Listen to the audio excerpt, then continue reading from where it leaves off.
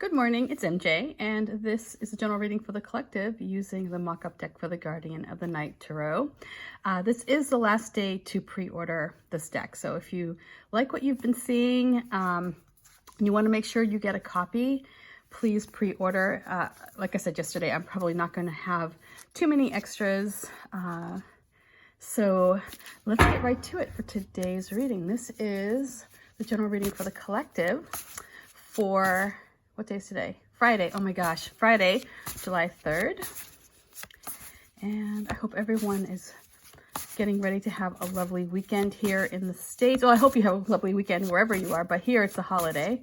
And I hope everyone's pets are happy and safe this weekend as well with the fireworks. I don't know, maybe there aren't going to be, I know here in Seattle they canceled the fireworks. Because of the virus. So, but okay, let's get started here. Sorry, I'm sitting awkwardly this morning. All right, there we go.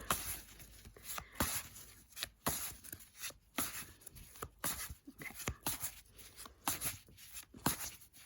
Alrighty, so the first card I'm going to pull is the energy that we're working with today. This is the energy that is available to us if we wish to step into it. Sometimes this energy doesn't care what we want, and it will make itself known and can impact how we react to situations.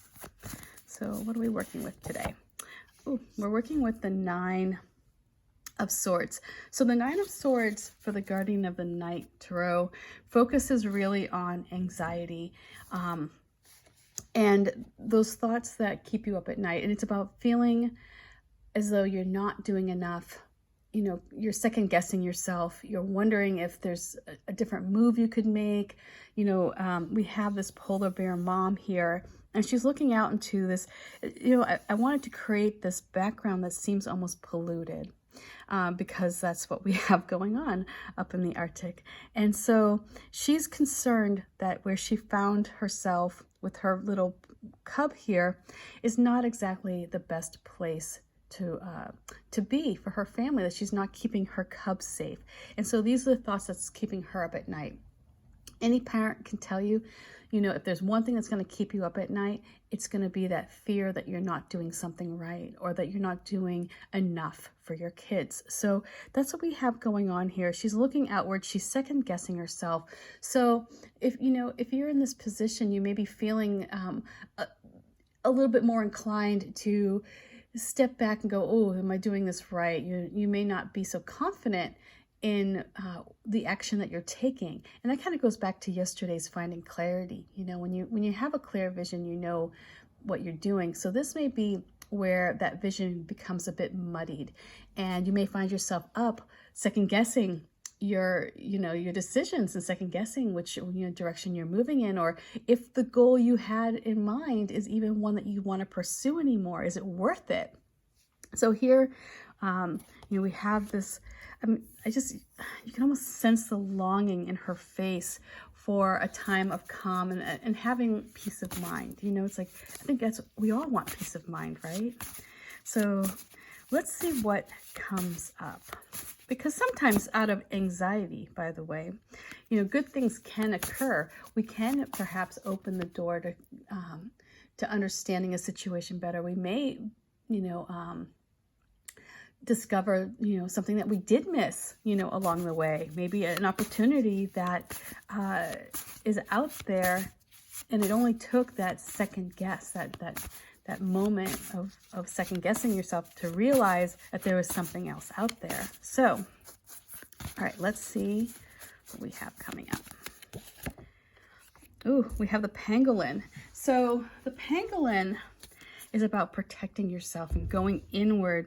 And here for the Four of Cups, it's about really understanding what your needs are. What do you require to feel secure? So we have the scales of the pangolin, and the pangolin is such an interesting creature because when it starts to feel threatened, it rolls itself up into a ball. And if there's an animal out there, trying to eat it, it's virtually impossible because of these hard scales. Ironically, though, it makes him more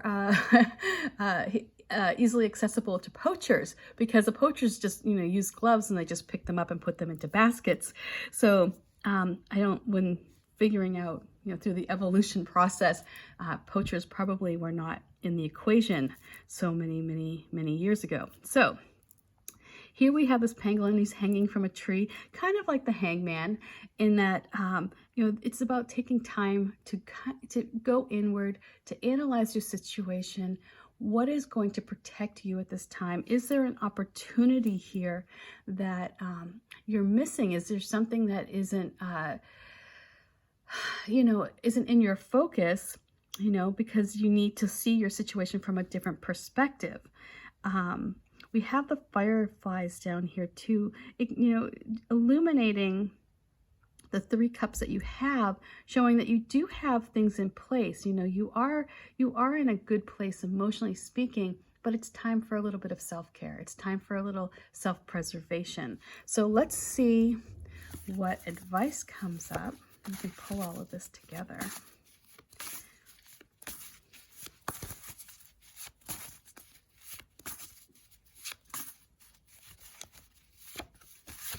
Okay.